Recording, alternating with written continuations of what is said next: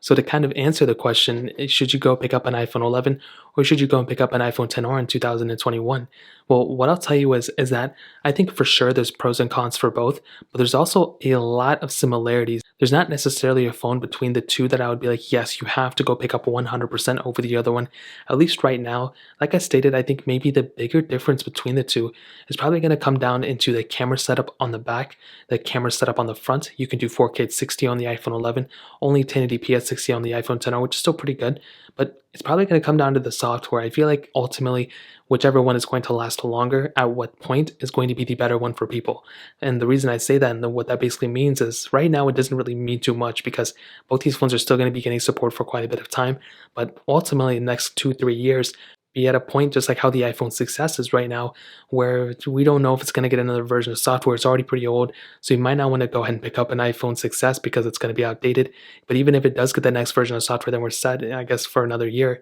And that's not really where we're at right now. If you want the longest lasting phone, the iPhone 11 is the better way to go. But if you're okay with having, just a 1 year old phone older than the iPhone 11, or it's a 2018 phone, it's not even 2 years, it's a little bit over 2 years old, but it's not really that old.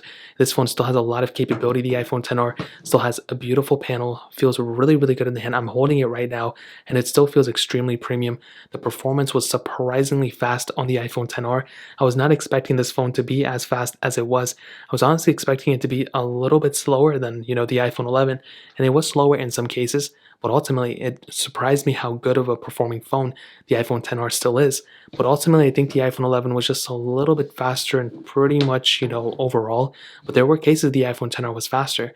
But that still doesn't mean to me that this phone is the, crazy best one each way. Like if you can find an iPhone 10R for a really good price, then I would say pick it up. But if you have the money, if you have the capability of picking up an iPhone 11, I would say go for it. It's going to be giving you a much better experience. It's going to be lasting you longer. You're also getting a much better camera setup on the iPhone 11 than the iPhone 10R. But if you don't really care about that, if you don't really care about anything, you just want a phone that's going to last you as long as you can, and you want it cheaper, I think the iPhone 10R is an amazing phone still, and it's really only getting better. You're still getting full OS support for the time being, so both these phones are great. The iPhone 10R if you want to save some money, the iPhone 11 if you're okay with spending some more money, the iPhone 11 is probably the better one for sure. So that really pretty much covers it up. If you guys have any other questions or anything like that, let me know in the comment section below. Hit the like button, that means so much, but definitely hit that subscribe button. Every single subscriber that we get really does count, so it means so much for you guys to hit that. Also check out the other links down in the description as well. My Twitter, my Instagram, my other channels. More importantly than everything else, love every single one of you guys. Hopefully I'll catch you guys in the next video. Peace out till then.